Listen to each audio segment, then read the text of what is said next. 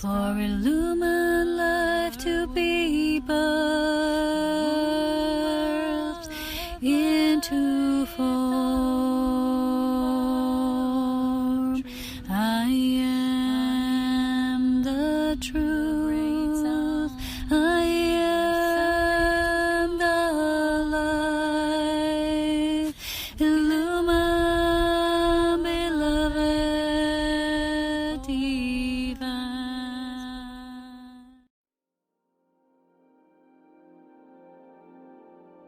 So hello there everyone, and welcome once again to a video with me here today. Another day, another story. A very important one this time, as you can see from the title itself, how extreme times call for extreme measures. And as you know, so many people thought that what we call the apocalypse or the great unveiling was supposed to be another earthly catastrophe that would wipe all life out of this planet. And yet, what is this apocalypse at this time is the unveiling of every single aspect of how the shadow has been controlling, manipulating, and scheming, plotting behind the surface to prevent the so-called planetary ascension, which of course is still the goal. It's still the outline, it's still the destination. And although some people don't understand how the current events are related to what we call physical ascension, there has been a fragmentation of every single particle of reality that through which we're being controlled, to make it seem like it's not all connected, and yet it is. It's a seamless dance, and yet it's presented as fractions of different things so people wouldn't connect the dots. And that was the worst thing, to fragment all these pieces to make it seem as not important and non-influential on those who would choose the spiritual path and eventually the path of physical ascension, which is happening on the planet. It's not an off-planetary ascension, which occurs in spirit after you pass on to the other realms. So today I want to talk about this because it's so important, and I've just undergone a profound new activation because we've had the weirdest 2 days here because the weather has been so drastic. We've had major rainfall and flooding and immense lightnings that, on Saturday, they were like, I felt like I'm in a war zone because they started at 4 to 5 a.m. in the morning and lasted all the way through the night. And it was just non-stop, a few moments of pause when you were like, oof, and then again and again and again, and it was just so drastic. And I felt how these geoengineering patterns are affecting these changes, like trying to resist it. And the more resistance it's being created to prevent these natural unfoldings that occur from the core of the planet herself and expand outwardly, then, there's a lot of challenges because these clashing planetary events are occurring because of this resistance. And we all know how manipulated our weather patterns are. And when you control the weather, you control the elementals. When you control the elementals, you control the planetary life force because it's all connected. All dimensions are connected. In case those of you who haven't studied this yet, there's a beautiful book by Barbara Hand-Clough called The Alchemy of Nine Dimensions. You can study that. Or several other of her works that I've already presented here in my work because I highly resonate with her material because it's so on point. So today I want to talk about how all of these things are presented to humanity as, through these little pieces of fragmentation. And people don't realize how one thing leads to the other. And sometimes, when I present these things in a higher perspective, I'm being attacked myself for people who don't want to experience this because it's either too painful or too shocking for them. But let me assure you that the only shocking thing right now on the planet is what the dark forces have been scheming for all this time. There's been darkness all the time. I know many of you have questions, why so much suffering in this planet, or in galaxy in general, why has there been so much war and perpetuation of this duality, and enslavement, and just so much the usage of life force. This is a lifelong question that only your own inner illumination can resolve for you personally. But today I want to speak about the aspects that concern all of us here as humans, as humanity, the way we can see more through the veils of illusion, because I'm seeing that people are still finding it difficult to move through certain gates that are presented to us, because it's like we're willing to agree on the aspects on this path of illumination that we already agree with, that are easy to accept. However, we're now entering into this dense condensed energy where very dense aspects of reality will be presented to us, and this will continue in the years to come. And it's getting denser by the day. You know, when I'm watching this play of light and shadow, they're dancing this dance. It's almost like at the beginning of the week, the end of the week, and somewhere in the middle. It's that intense. And I have to now show up every day. I do the galactic pulsar of light. It's an advanced, extremely advanced technique that takes up all of my life force. I'm usually very tired afterwards. I have to anchor the energy throughout the day. It doesn't just end in those half an hour to an hour of the work I do to dedicate to that. So at the moment, that's all of where my energy is present. I can't do much of other things because it's that important. My family of light is continuously saying it's temporary, but it's super important at this time. We all want to do other things perhaps, but it's very important. So I want to move on some of the more uncomfortable topics that sometimes myself, when I speak about them, which is quite drastic, those of us who present this galactic perspective truth, and you know, galactic beings, we have an overarching presence that a lot of humans are not yet woken up to, which means they will always try to defend the position where they're at currently from their personal experience perspective. But imagine, you know, it's almost like trying to, it's like, you know, if you watch Lord of the Rings movie, it's almost like Hobbit trying to fight an elven being who has this overarching presence and an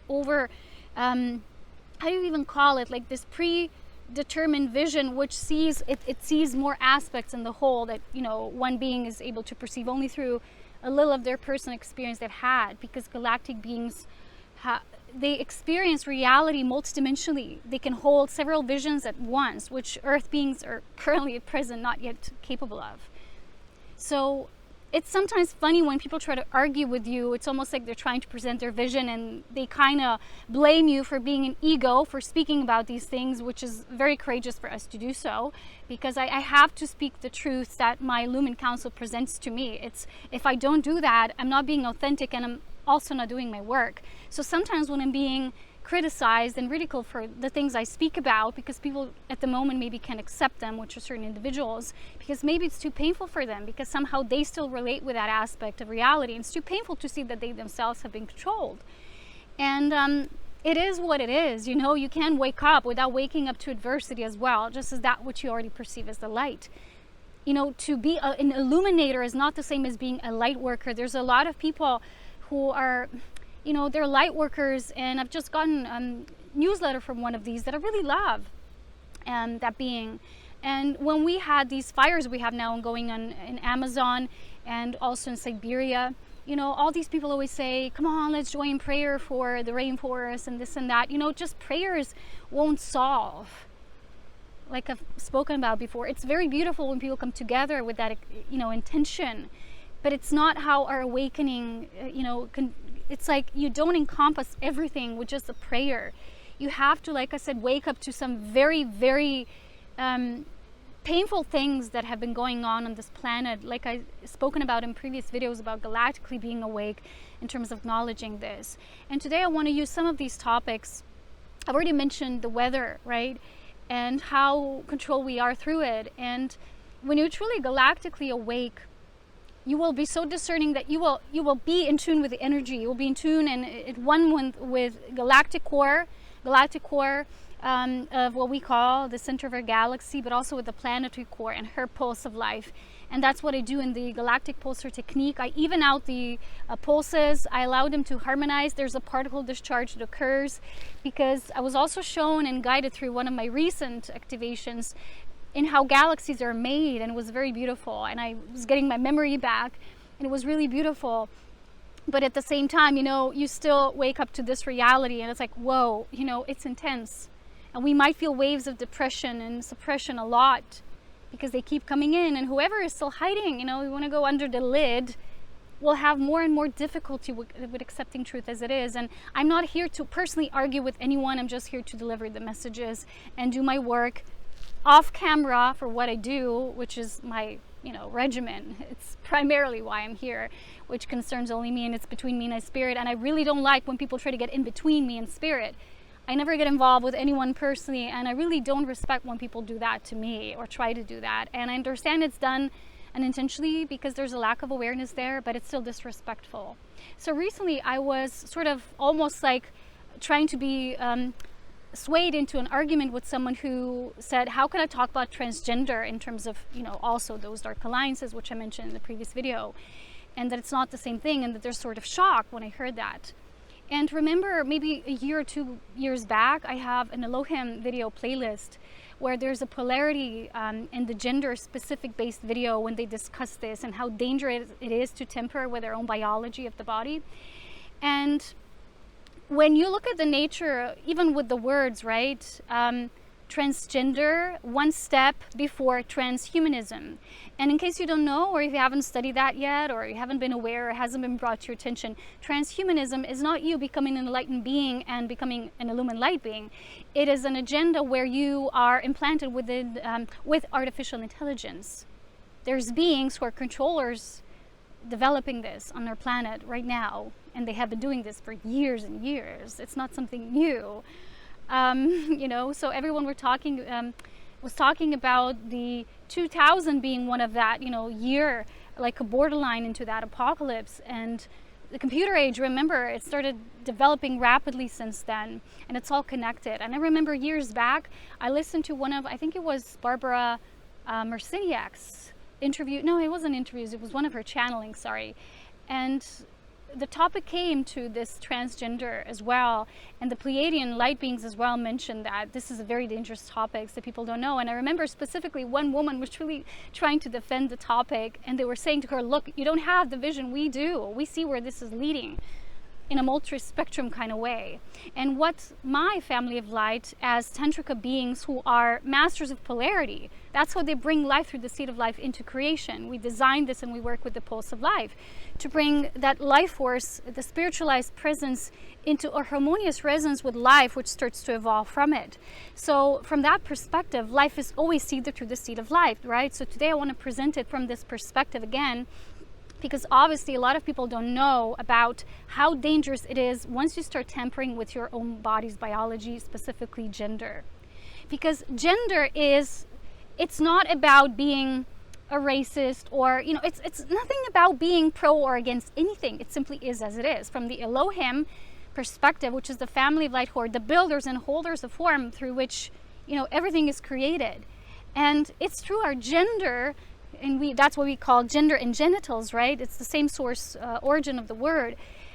Through that, we channel our Kundalini energy, Kundalini life force flow, which is, of course, the necessary component, the preliminary factor for once we start ascending physically. We start channeling high amounts of Kundalini energy, and we have certain Kundalini channels. So first, you start tempering with your own physical body template, okay? Every ascension occurs through the core. The core is the root where the template is being seated. So when we're shifting templates, which Earth is doing right now, and those people who are literally ascending, they're doing the same, and that's what I'm here to present and, you know, show the way and teach about that. And I have to do that in my own way as I'm shown. I can't sugarcoat it in any other way, even if people will be offended by that. I just have to present it in a raw way as it is, without, you know, trying to put cosmetics over it. So the first nature of our gender is always based on the equalization and optimization of life force coming through our bodies, and I always have to speak from the Tantrika perspective. So when you're impulsed by this light, which is, people call it source, universe, it's basically the impulse of life always moving through you. Your body has been, through your soul, predestinedly chosen and already as the optimal channel for you, and you choosing that for your lifetime. A lot of people, because they have been so fragmented along their soul journey, they forgot about that. And these people right now, I feel the most vulnerable people who are very fragmented in their soul awareness are being targeted by this. As, look, this is so beautiful. You can just resolve this by changing your gender like this, right? And we don't know how extremely dangerous that is. And if we go back to the times of Atlantis, this is where it already began. Remember what happened post-Atlantis, right? We had the Great Fall. And we don't want to repeat that story again, as souls have to learn from that. We have to learn from that cycle. We have to learn what it means to temper with life force, to temper with your own natural rhythm of your body, what is naturally given to you, what is predestinedly created through source, and your soul choosing that. And now we have, as humans, started to act like as if it's all okay, we can just meddle with anything. We've totally misinterpreted the law of free will, you know, and we've started tempering with aspects of us that are moving as far as our own template. So you cannot ascend physically when you start messing with your template, because you're given that template out of pure divinity. It is immaculate in itself. The design is immaculate, and immaculate design means that which is birthed through the seed of life. So if you don't respect this natural gender in its origin, it's not about being gender specific in any way, like gender, or it has nothing to do with sexual preferences or orientation. This is simply to understand the body's biology, the way you harness life force through it, that we are meant to create through it, the way you bring love to yourself through it. The moment you judge something in yourself as not divine, like, oh, I wasn't born in the right gender, you forget that everything you were predisposed with, you've chosen it already. Perhaps you don't remember it, and there's aspects that need healing, and there's soul aspects needing, to move beyond that fragmentation and come back into wholeness. And there's lots of work out there how to move beyond soul fragmentation. So in that path, right, this vulnerability is being used to present this as just nothing like that, right? You cut certain parts of your body off, we just create new ones artificially, we kind of make an operation, and there you go, you're brand new, and now you're supposed to feel good because now you're in the right gender. Technically you're not, because nature didn't make it. It didn't come through your template. The template is what follows that seed of life. It's a natural evolution of life. And we're starting to mess with our own natural evolutionary cycles. Look what happens after. There's going to be generations and generations afterwards that would have consequences because of that. And it will slowly start to degenerate the human genome. And that's when artificial intelligence will come in and say, we've got the solution there for you. And this is connected. So if you think that it's okay to take certain parts of your body off, especially your genitals, which are your productive system, which is naturally your kundalini flow, which is where you channel the most sexual creative energy, which you will need when the time for physical ascension comes. Trust me on that. It's the source of all that which you will channel and harness through your body. And if we're being told that it's okay to mess with that just to ease on your sense of, I don't belong in this body, I'm supposed to be in another body, instead of doing the healing, technically solving it physically, but not really, because the soul healing hasn't taken place. There's still soul fragmentation there, and these people, these individuals, that's what they need, not tampering with their biology.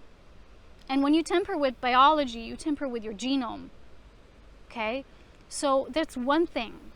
So if we're told it's okay to just replace your body parts because they're technically, you can make an artificial organ, but it's not made through the seed of life. It's not made through sacred geometry. It won't have, the generative flow of life force that was optimal for you, that was seated in your body's biology just by being born. Divinity takes care of everything. And then we mess it up, okay? Our egos and our separate selves, that's what they do. And then this is when the dark adds to manipulate, because there's vulnerability in us, because we don't wake up to what's actually happening. So transgender is just one step before transhuman. Okay? So through generations and generations, which is what the galactics see, right?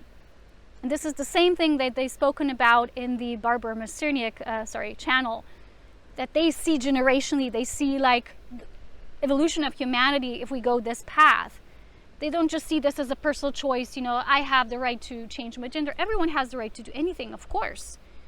But they were speaking the same way I received from my family of light, that there's implications here that go beyond just your personal choices, and they do affect the human genome, because remember, it's all connected. So the certain agendas were presented as separate agendas. They're all connected. The planetary climate, the weather manipulation, things like that, they're not separate from what I'm just now talking about, okay? So it's like trying to create an artificial environment in which artificial intelligence would provide all the answers and solutions for us. So we become like superhumans, right? Transhumans.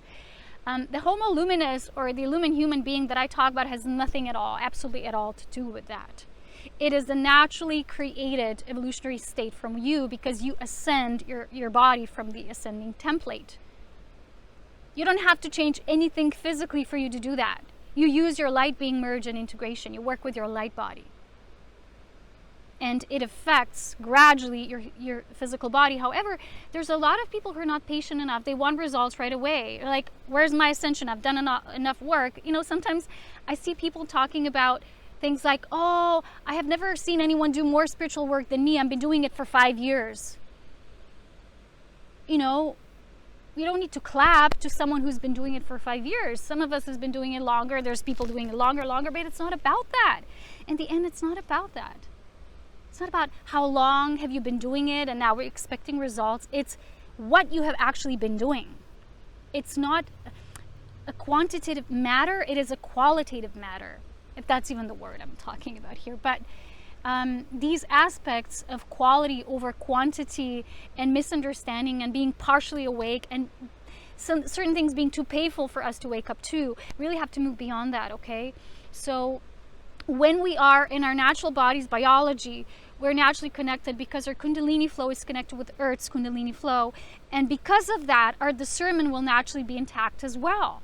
But we're being tempered with, you know, through the foods, through the implants, through false weather, toxins everywhere, aerosols, you know, even that, which, you know, we start making mess within our own body. We can't naturally connect because we're no longer natural. We're sort of like degrading into this artificially designed human. We might feel a little better for the time being, but the core of it is still unresolved. It's not being illumined from within. And it's painful to realize this and how it's all connected, but the moment we wake up to it, that reality no longer needs to exist. And that's the reason why it's so painful, because so many people are still refusing to wake up to that.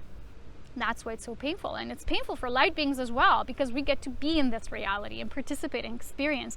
And even though we share these messages and my Lumen team is always with me, we can't force anyone to accept anything or to wake up. We're just here, we're compassionate. It doesn't mean that when I speak about these things, I don't have compassion. You know, when people try to argue with me, I will feel their pain in my own body because that's how connected I am. And it will be terrible. And it will sometimes ruin my day, to say, you know. It will take my day off the charts. It won't always be the day I plan because I will have to feel those feelings. I'll have to send a current of life force and to sort of like contribute to that unfolding. And it is what it is. It's being employed by spirit. It's unconditional. We don't get to chart the way always like this, right? But I'm just saying, I show up every day to do the work. Are you? And I know it's sometimes painful, but we have to do the research. And recently I've seen this interesting video.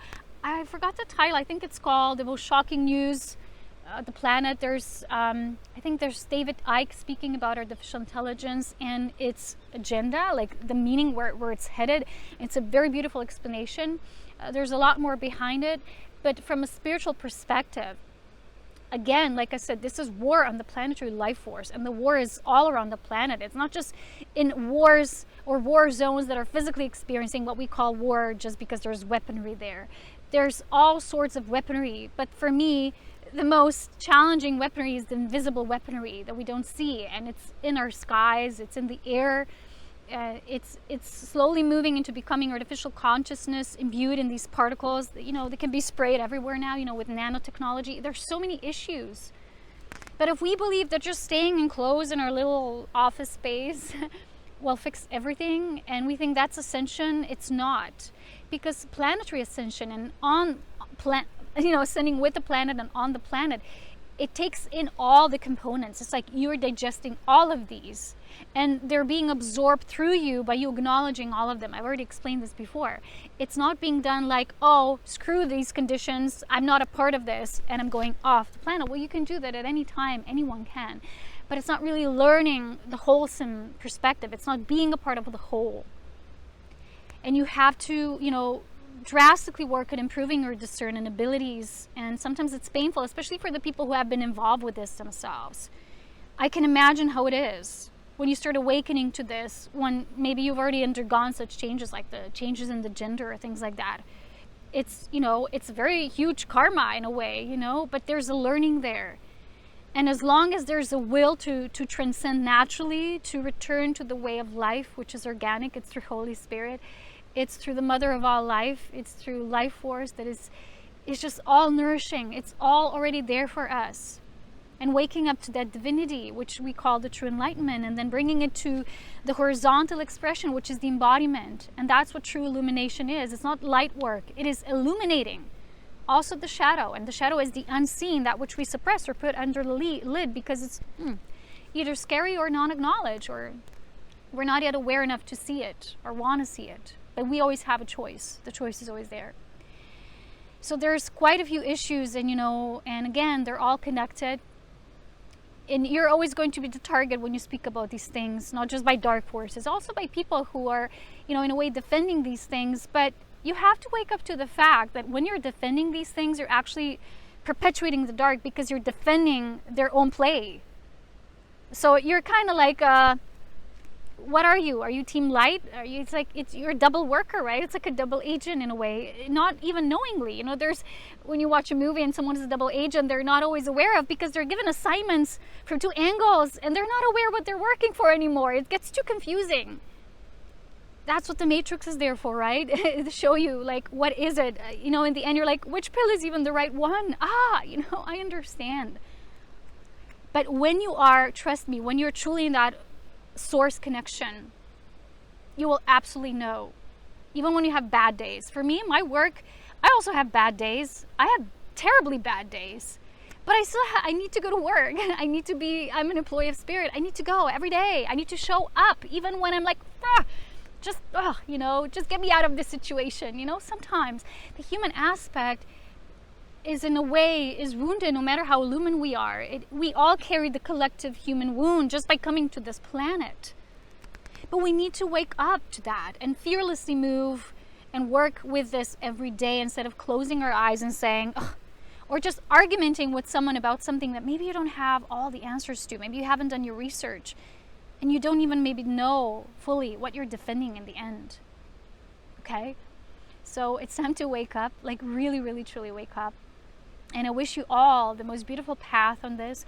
I'll be away for a while because I really need to focus on this galactic pulsar of light, and I need to prepare my Patreon materials. There's a lot to share this month, and I hope to see you on the other side. And if you need any assistance, I know I'm not there physically right now in the moment, but I'm always there in spirit.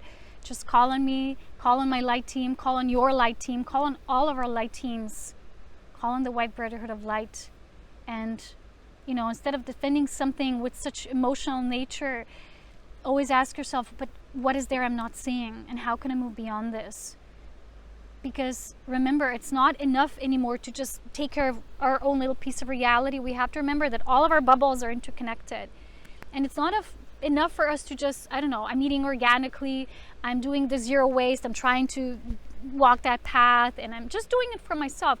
We're being encouraged now to share, to raise our voice, to share our voice, to travel the speed of light, right? The sound travels, and the sound is really important to verbalize, to speak about things, topics, even to people who are, you're like, it's easy to speak with someone who's already that open and interested in that. But there's also sometimes people who don't want to hear something, but somehow they do need to hear it. And doing the work that concerns the communities at large, and spreading what you're already doing it for yourself. So once you get yourself covered, which is the first step, then you will always be kind of encouraged to, or tested as well, to move out of your comfort zone and just expand and become greater and grander in that way.